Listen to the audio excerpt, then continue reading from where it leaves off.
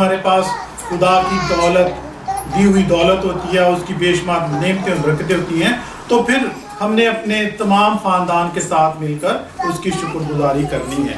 جب ہم شکر گزاری کرتے ہیں تو خدا کو یہ بھلا اور پسند ہے، اور خدا ہمیں اور زیادہ برکات کو عطا کرتا ہے۔ ہم دیکھتے ہیں خدا کا بندہ پالوس رسول، جس کو ہم غیر اقوام کا رسول کہتے ہیں، اور اس نے مسیحیت کو پھیلانے میں، یورپ میں مسیحیت کو پھیلانے میں اس کا بڑا اہم کردار ہے۔ اور اس نے لکھا ہے، وہ کہتے ہیں ہر ایک بات میں شکر گزاری کرو، باوجود اس کے کہ میں نے یہودیوں سے 5 بار ایک کم 40 کوڑے کھائے، یعنی 195 کوڑے اس نے کھائے اپنے جسم پر۔ اور پھر یہ لکھا ہوا ہے کہ وہ کہہ رہا ہے کہ میں قید میں بھی رہا اور بارہا موت کے خطروں میں رہا، اس کے باوجود اس نے اپنی جان کی پرواہ نہ کی۔ اس کو پتا تھا کہ اس کی پرواہ کرنے والا ایک خدا ہے جو اس کی پرواہ کرتا ہے۔ وہ کہتا ہے کہ اپنی ساری فکریں مجھ پر ڈال دو۔ جب ہم اپنی ساری فکریں اس پر ڈال دیتے ہیں تو اس کو ہماری فکر ہے۔ پھر ہم آگے بڑھتے ہیں اور دیکھتے ہیں کہ خدا اپنے بندوں کے ساتھ بڑے بڑے عجیب کام کرتا ہے۔ ہم بہت ساری مثالیں بائبل مقدس میں دیکھتے ہیں، اور اس میں لکھا ہوا ہے کہ جب انسان کی روشیں خدا کو پسند آتی ہیں تو پھر کیا کرتا ہے؟ وہ اپنے محبوب کو نیند ہی میں عطا کر دیتا ہے۔ یہ اس کی بخشش ہے، یہ اس کا وعدہ ہے۔ کہتا ہے کہ جب انسان کو خدا کو انسان کی روشیں پسند آتی ہیں تو وہ اپنے محبوب کو نیند ہی میں دیتا ہے۔ یعنی ہم مانگ ہی نہیں چکتے ہوتے، ہم اپنی زبان سے اقرار کر رہے ہوتے ہیں تو خدا ہمیں وہ چیزیں عطا کر دیتا ہے، وہ برکتیں عطا کر دیتا ہے۔ زبور 128 اسپیشلی جو میں نے خدا نے مجھے بتایا کہ اس خاندان کے لیے کہا جائے، پڑھا جائے، اور اس میں ہم دیکھتے ہیں کہ زبور 128 جو ہے، بھائی ذرا جلدی پڑھ دیں، اور زیادہ ٹائم نہیں لوں گا، میں جلدی جلدی ختم کروں گا۔ نہیں کوئی بات نہیں، سلو ٹھیک ہے، آپ ہی جانا۔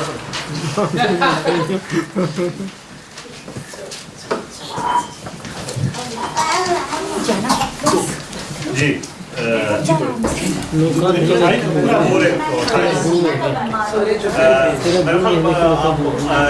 مائک رکھ لیں ساتھ نا، تو پھر وہ بچوں کا شور نہیں آئے گا۔ نہیں ٹھیک ہے، میں تھوڑا سا آگے آ جاتا ہوں۔ جی متوجہ ہوں ذرا، خداوند کا کلام ہے، سنجیدگی سے ہم سب متوجہ ہوں۔ مبارک ہے ہر ایک جو خداوند سے ڈرتا اور اس کی راہوں پر چلتا ہے۔ تو اپنے ہاتھوں کی کمائی کھائے گا تو مبارک اور سعادت مند ہوگا۔ تیری بیوی تیرے گھر کے اندر میوہ دار تاک کی مانند ہوگی، اور تیری اولاد تیرے دسترخوان پر زیتون کے پودوں کی مانند۔ دیکھو ایسی برکت اسی آدمی کو ملے گی جو خداوند سے ڈرتا ہے۔ خداوند صہیون میں سے تجھ کو برکت دے، اور تو عمر پر یروشلم کی بھلائی دیکھے، بلکہ تو اپنے بچوں کے بچے دیکھے، اسرائیل کی سلامتی ہو۔ خدا کے پاک کلام کے پڑھے اور سنے جانے پر خدا کی برکت ہو۔ آج ہم 128 زبور کو بڑے غور سے، بڑے دھیان سے دیکھیں گے، اور اگر ہم نے خداوند سے برکتیں لینی ہے تو یہاں ایک چیز بتائی گئی ہے، ایک فارمولہ بتایا گیا ہے کہ خداوند سے ہم نے ڈرنا ہے۔ اور خداوند کا ڈر یا خداوند کا خوف ہم اپنے بچپن سے سنتے ہیں کہ خداوند کا خوف یا خداوند کا ڈر کیا ہے؟ کیا خدا کیا بھیانک شکل ہے خدا کی؟ کیا خدا کوئی ایسی چیز جس سے ہم ڈریں؟ عزیزو ایسا نہیں، بلکہ خدا نے اپنے بندوں کو، انسان کو اپنی شبیہ پر بنایا، اور خدا سے ڈرنا، خدا خوفی رکھنا، اس کے حکموں پر عمل کرنا ہے، اور گہرے طور پر خدا کو جاننا ہی خدا کا خوف کہلاتا ہے۔ یہاں لکھا ہے مبارک ہے ہر ایک جو خداوند سے ڈرتا ہے اور اس کی راہوں پر چلتا ہے۔ تو اپنے ہاتھوں کی کمائی کھائے گا اور تو مبارک اور سعادت مند ہوگا۔ اور پھر خاندان کو برکت دی ہوئی ہے، تیری بیوی تیرے گھر کے اندر میوہ دار تاک کی مانند ہوگی، اور تیری اولاد تیرے دسترخوان پر زیتون کے پودوں کی مانند۔ اب یہ برکات اسی انسان کو ملتی ہیں جو خدا سے ڈرتا ہے، جو اس کی راہوں پر چلتا ہے۔ یہ برکتیں اسی کو ملتی ہیں. اور لکھا ہے تیری بیوی تیرے گھر کے اندر میوہ دار تاکہ ماند ہوگی. اور پھر ہم امثال کی آخری بات میں دیکھتے ہیں جو حکمت کا بادشاہ سلیمان تو اس نے لکھا ہے اور اپنے بیوی کے متعلق اس نے کہا کہ جس کو بیوی ملی اس کو تحفہ ملا. ہم یہاں دیکھتے ہیں کہ تیری بیوی تیرے گھر کے اندر میوہ دار پاک کی مانند ہے. یہ اسی کو برکت ملتی ہے جو خداوند سے ڈرتا ہے اور اس کی راہوں پر مسرور رہتا ہے. اور پھر اس کی اولاد کو بھی کہا گیا ہے تیری اولاد تیرے دسترخوان پر زیتون کے پودوں کی مانند. ہم دیکھتے ہیں کہ یروشلم کے گرد و نواح میں اور پورے اسرائیل میں ہم زیتون کا درخت جو ہے بہت عام ہے. اور اس کی خصوصیت یہ ہے کہ یہ ایک ایسا آئل ہے جو ہر مرض کا علاج کرتا ہے. اور پھر لکھا ہے تاک وہ ہے جس سے آگے پودے بنتے جاتے ہیں. تو لکھا ہے تیری اولاد تیرے دسترخوان پر زیتون کے پودوں کی مانند ہوگی، یعنی وہ بڑھتی جائے گی، ملٹیپل ہوتی جائے گی. خداوند نے انسان جب آدم اور حوا کا برکت دی اور اس کو کہا بڑھو پھولو اور زمین کو معمور و محکوم کرو. یہی وعدہ خدا نے آج ہم سے بھی کیا ہوا ہے کہ جب ہم اس پہ ڈرتے ہیں، اس کے حکموں پر عمل کرتے ہیں تو پھر یہ تمام چیزوں کو وعدہ خدا نے ہم سے بھی کیا ہوا ہے. دیکھو ایسی برکت اس آدمی کو ملے گی جو خداوند سے ڈرتا ہے. 2 بار کہا گیا ہے کہ جو خداوند سے ڈرتا ہے اس کی راہوں پر عمل کرتا ہے اس کو یہ تمام برکتیں ملیں گی. خداوند سیون میں سے تجھ کو برکت دے. کہاں سے؟ سیون پاک مقدس شہر ہے، مقدس پہاڑ ہے یروشلم میں. وہاں سے خداوند تجھے برکت دے اور تو عمر بھر یروشلم کی بھلائی دیکھے، بلکہ تو اپنے بچوں کے بچے دیکھے. یہ برکت اسی کو ملتی ہے، بچوں کے بچے دیکھنا اسی کو یہ برکت ملتی ہے جو خداوند سے ڈرتا ہے. یہ زبور ہمیں اپنے ذہنوں میں رکھنا چاہیے کہ جب ہم خداوند کے حضور آ جاتے ہیں، ہم خداوند سے مانگتے ہیں، اس کے حکموں پر عمل کرتے ہیں، اس سے ڈرتے ہیں، تو یہ تمام برکات کا وعدہ خدا نے ہم سے کیا ہوا ہے.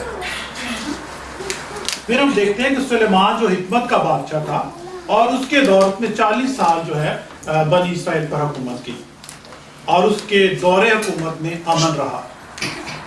کوئی غیر قوم نے اس پر حملہ نہیں کیا، حالانکہ ان کے قریب جو ہے 7 قومیں آباد تھیں اور 7 قوموں کی مجال نہیں تھی کہ وہ یروشلم کی طرف، اسرائیل کی طرف دیکھیں، کیونکہ سلیمان بادشاہ نے اپنی حکمت سے سب لوگوں سے اچھے مراسم کیے تھے اور وہ خداوند کی شکر گزاری کرتا تھا، خداوند کے قریب رہتا تھا.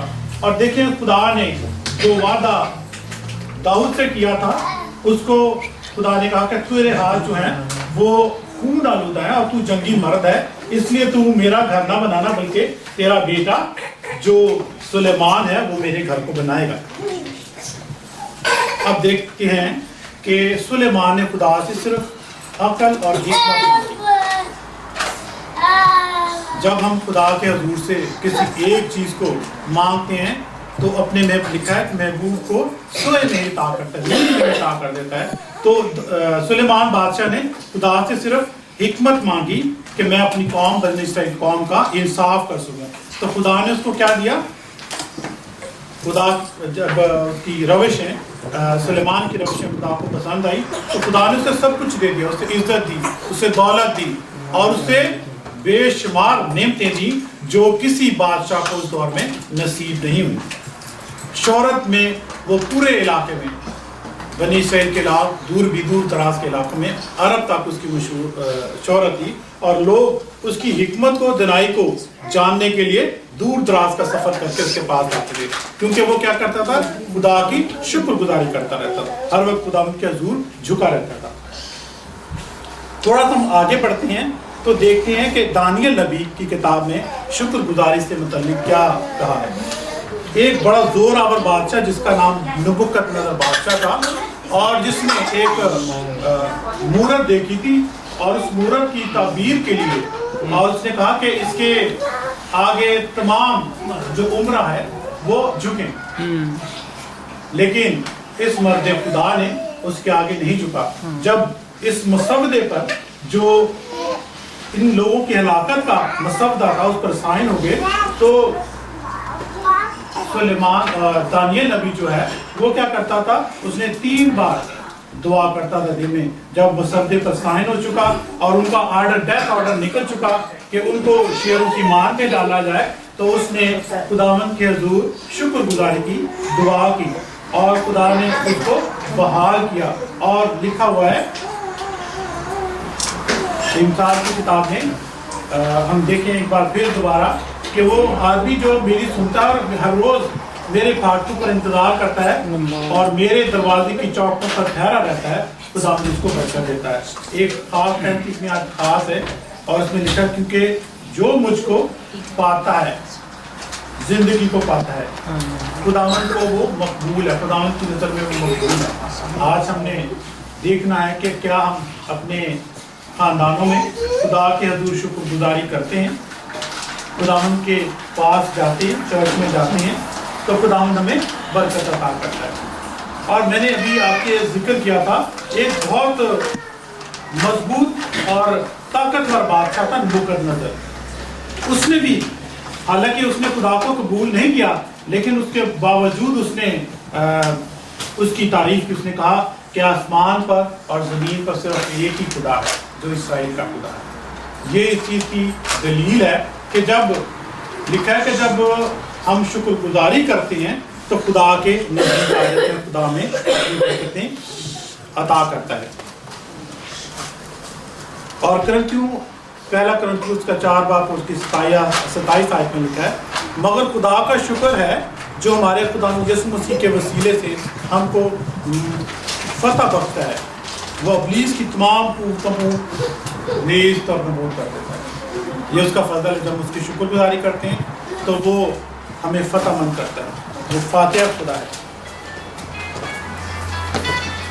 इफ्तियों के नाम पलूसूद का खत है 5 बाब उसकी 20 आयत में, और सब बातों में हमारे खुदा यीशु मसीह के नाम से हमेशा खुदा बाप का शुक्र करते रहो, और हमने शुक्र ही अदा करते रहना।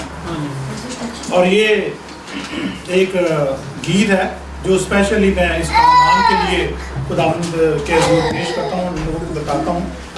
यहाँ इस ख़ानदान की इस अच्छी रफ़ाकत के लिए, अच्छे मेल मिलाप के लिए कि खुदावंद ने इन्हें चुन लिया है। एक गीत है, उसके मैं 2 बोल जो हैं वो आपके सामने पेश करूँगा और ये मैं गा कर पढ़ूँगा। तुझे खुदावंद ने चुन लिया है, अजीम रुतबा अता किया है, तुझे खुदावंद ने चुन लिया है। फिर लिखा है, अंजील यीशु की तू सुनाए, तू मुफलिसों को गले लगाए, अंजील यीशु की तू सुनाए, तू मुफलिसों को गले लगाए, हमारे होठों पे ये दुआ है, हमारे होठों पे ये दुआ है। ये गीत स्पेशल इस खानदान के लिए है कि खुदावंद ने इस खानदान को इस मकसद के लिए चुना है कि वो बेल्जियम में इत्तेहाद यगानगत का निशान बने और फिर यीशु की अंजील की मनादी को दूसरों तक पहुँचाएँ और मुफलिसों का, गरीबों का साथ दें। और हमारे सब के उनकों पर यही दुआ है कि खुदा उनको बरकत दे। और भाई शहजाद, भाई शहजाद, उनकी फैमिली ढेरों पर बरकतें अता करे और खुदावंद के हुजूर से जो दुआ निकली है खुदावंद उसको पूरा करे। और आने वाले दिनों में हम सब मिलकर इनके लिए दुआएं खैर करते रहें और खुदावंद इनके कारोबार में, इनके औलाद ने इनकी उनको बरकत दे और बढ़ाए फैलाए ताकि खुदावंद का नाम की इज्जत रखे। आमीन। कोई किस्मत का नाम है जितना ये दुआ पहले कर ले तो फिर हम बातचीत करेंगे ताकि माहौल जो है संजीदा रहे। तो शुक्र करते हैं आज के इस कलाम के लिए, आज की बरकत के लिए जो खुदावंद ने हम सबको ये मौका दिया है। तो आए हम दुआ करें कि खुदावंद के बंदे के वसीला से आज जो खुदावन ने हम सबको ये कलाम दिया है कि मेल मिलाप प्यार मोहब्बत और खुदावन के बंदे अय्यूब की तरह उसकी हजूरी में शुक्रगुजारी करना। हम सब एक बार फिर अपनी आंखें बंद करें, अपने सरों को झुकाएं और दुआ करें। शुक्र खुदावंद इस वक्त, इस मौका, इस खूबसूरत घड़ी के लिए, आज के इस खूबसूरत कलाम के लिए जो तूने अपने बंदा के वसीला से हम सब की जिंदगियों में आज का ये कलाम, आज का ये बीज बोया है, ताकि हम इसी तरह तेरे नाम की मदद सराई करते हुए, तेरे नाम को इज्जत और जलाल देते हुए ऐ खुदावंद ऐसी मुकद्दस महफिल फराहम करते रहें और ऐ खुदा तेरी हजूरी में बढ़ते चले जाएं और तेरे नाम को इज्जत और जलाल का बायस बने। खास तौर पर आज इस घर के लिए तेरी वो बरकत मांग लेते हैं जो तूने हम सबसे वादा किया है, अज़हाक और याकूब की वो बरकतें।